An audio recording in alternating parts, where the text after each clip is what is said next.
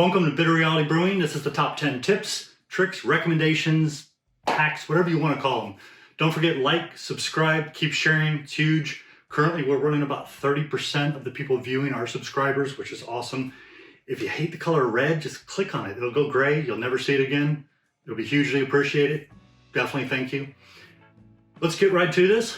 Number one, and this is something I've already done a video on, with and without heat, but it is about 54 degrees in a spare room we have that is not heated. So I never thought about it, but I have to do some yeast starters. Yeah, it's 50 some degrees in that room, and my yeast starters need to be somewhere between 68 and 70 since it's an ale yeast. So number one is heated Stirplates.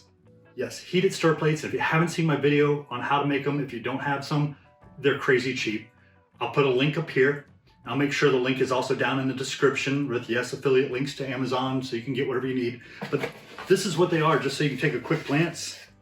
Magnets glued on to 120 millimeter fans, and it's all controlled via USB. So it doesn't matter what country you're in, you've got USB power, you're set. The video shows you how to make them. It's super simple. I mean, I am not a construction person. Crazy simple. And that's the Stirplate. If you have reptiles or things like that, you may know what this is, but this is all I add to it. So I have, God, I can't even remember how many I have now. 1, 2, 3, 4. I have 8, I believe, right now.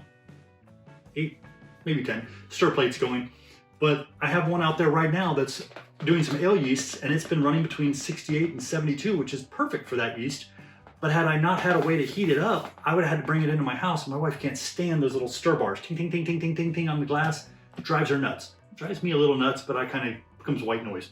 Heated Stirplates. So simple and great when you're doing your yeast starters in the winter and you don't have an area that's nice and warm in your house to keep them at the proper temperature. I mean, they're not really going to do much if you keep them way down and cold or cook them near a heater. Number 2, join American Homebrewing Association. I'll give you the 2 main reasons I joined initially. One was basically they're fighting and dealing with different laws out there, and I guess you can call them kind of lobbyists that are looking out for us as home brewers and for the breweries that we all like to hang out at when we're allowed to. But you get also 6 of these a year, which kind of sucks. I wish I got more, but Zymurgy is, I believe, how you pronounce it. Great magazine. You can go online, and then on top of that, either through your phone app, which for some reason, the majority of you watch this video or these videos on your phone, which my eyes aren't that good, so I'm kind of impressed.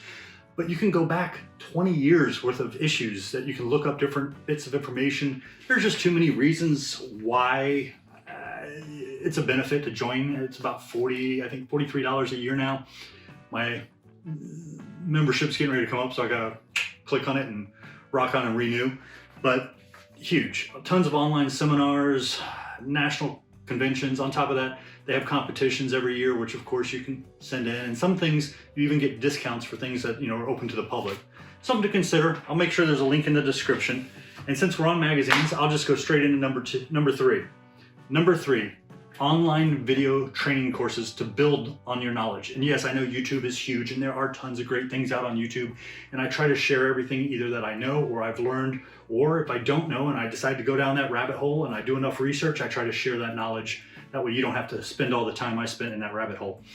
But one of the ones I've found that I enjoy a lot, and I've been looking at different ones, and keep in mind I don't like to spend a ton of money, but at the same time I want to get good results. So, it's kind of a trade-off. I've got to see how much I can spend and get the best benefit for that money.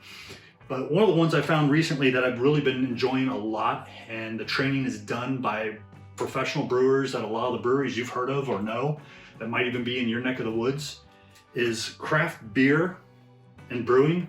Yes, they have a magazine too, but they have an online training course, which you end up getting a magazine with the online training course. They even have one now where they include a year of Beersmith, which is pretty freaking cool since I already use Beersmith. And I know a lot of you all use Brewfather, but if you want to try Beersmith, you can get it for free with their deal. I'll put an online link down below, but let me give you a quick example of some of the craft beer and brewing training that they have online. I've already done a good handful, but I've got plenty more to do. It'll keep me busy all year. But they have videos on subjects from basic to advanced information covering yeast management, adjuncts, barrel aging, brewing certain styles, of course, home draft systems and how to build them, kegging, hopping, troubleshooting your beer, recipe development. They touch on ciders, meads, distillation, even sake. So there's just so much of a wealth of information. And I mentioned Tim from Brewing company up in Asheville, North Carolina, which I just haven't been there in over a year and it's killing me. He did one on adjuncts, which was just amazing. And sometimes I watch a video and go, I know most of that. And then other times I watch it and go, wow, I didn't realize that. Like there's lots of videos on souring and that's a weakness for me. I need to get going on that. I'll be doing some of those this year. Number 4, and this one is a hack. I've seen it, I haven't seen it in beer brewing, but I have seen it for other things. And I thought it was pretty cool because every now and then when you're trying to clean your carboy, there's something inside of it and you just can't quite get it clean. It drives you nuts and you got your brushes and you're slamming those in there and you feel like you're gonna scratch the glass, something like that. I call it the sponge magnet hack and I'll show you. And I'm still perfecting it, but I have used it a few times. Like this one's got tons of water spots. So on these, normally I'll clean the outside, which most of the spots are probably half and half, actually, I won't say most. All I do is I take a sponge, and you've seen these sponges before, right here. Take a pair of scissors, cut a piece off. That's all I did.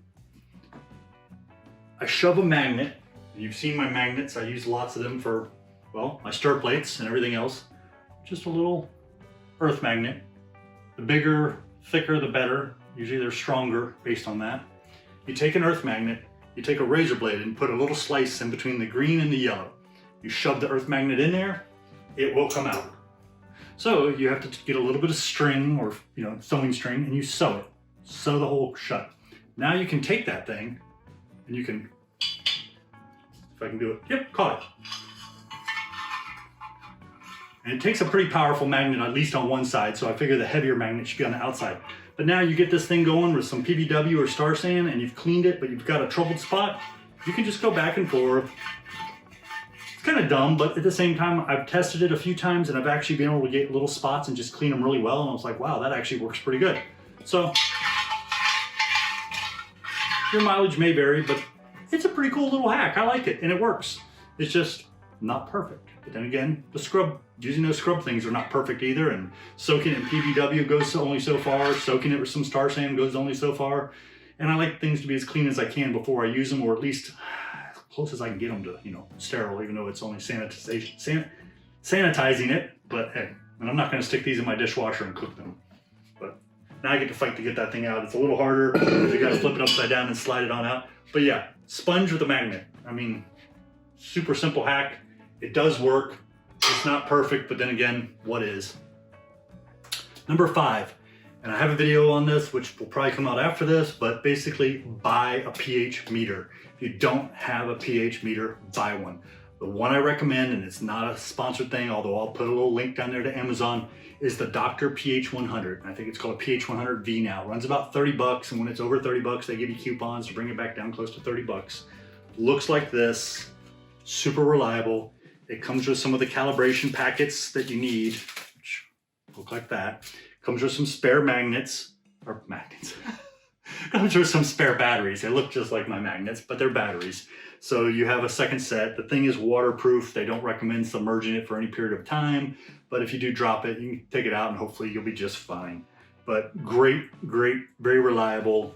It's not the fastest pH meter out there, but I'm not a medical lab and I don't need something that costs well over 100 bucks. So, while we're on the subject of pH meters, Dr. pH meter recommends calibrating the thing every week. No, you don't have to sit and calibrate it every week, but I would recommend calibrating it before you use it each time, unless you're brewing a couple batches the same day or the same weekend, you should be fine. But if it's been a month, definitely calibrate it. Just make sure that you're set. It's better to be correct than take pH meters at, readings that don't matter because they're wrong. Number 7, hopefully I told you pH calibration, that was number 6. Number 7, always clean your pH meter with distilled water. Some of them will just say tap water, distilled water. There's a problem when you're cleaning it. Fluoride or other minerals can get on the actual tip and damage it. Fluoride seems to be a really bad thing for the tip on pH meters from what I was reading. But I know I have a ton of calcium in my tap water. So yeah, I don't want that. I also have bleach in there, so I don't know what that might do. But you want to clean it with distilled water and keep it clean. Number 8, when you're storing your pH meter, ensure the tip is kept humid. And they actually say moist, but you know, we have different opinions of humid. Humid for Florida is pretty much every day. Humid for me is very moist. So this, oh, and see the moisture coming out. It's got a little bit of liquid and it's got a sponge in there to keep it in contact. Electrode storage solution works great. If you don't have that, a little distilled water will help, but that's what you really should be using. But that way it stays moist. It's 30 bucks. I don't want to have to buy another one anytime soon. And if I can take care of this one for a little bit of money, then so be it. But, and also on the calibration, you can buy these things. I'll link for any and everything I talk about, but you can get 15 packs, 20 packs, whatever you want of these things. And they work well. You just add them to 250 milliliters of water for the calibration. Number 9, and I have some of these laying around somewhere, but I hate them. pH strips. They don't seem very reliable.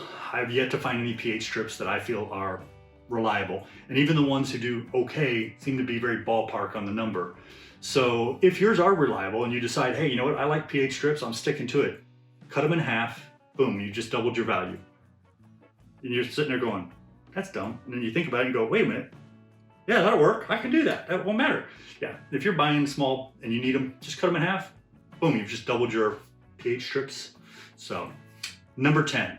And this is something I've been hearing people say, what can I use my spent grains on? Well, we're going, what can I use my beer that I don't care for, or beer I brewed that doesn't taste right, or even bad beer that's kind of gross?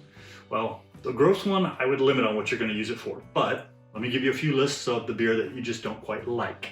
Number 1, you got a garden, you're trying to get rid of slugs. Now, I like bugs and slugs I'm okay with, but if they're not okay with you, put a little bit of beer in a couple little saucers. The slugs love that stuff, and I do mean love it. Marinade works great as a marinade. Awesome.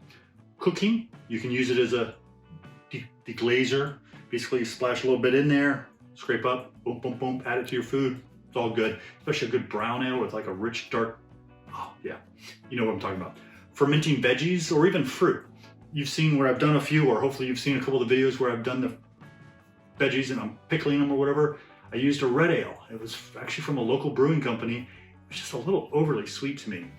Oh, worked really good for adding to something that I wanted to be kind of sweet and spicy. It worked out really well. So it's all what you want to do with it. And what else? If you can think of something else to use beer you don't quite like, let me know. Put it down in the comments. If you have another pH meter you like better, the craft thing for training, if you found something similar that's, a great value or similar value, let me know.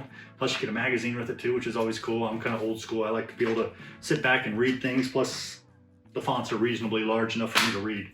Don't forget, like, subscribe, keep sharing. Appreciate it. Kill that red button down there, make it gray, brown, whatever, just kill the red. So thank you again.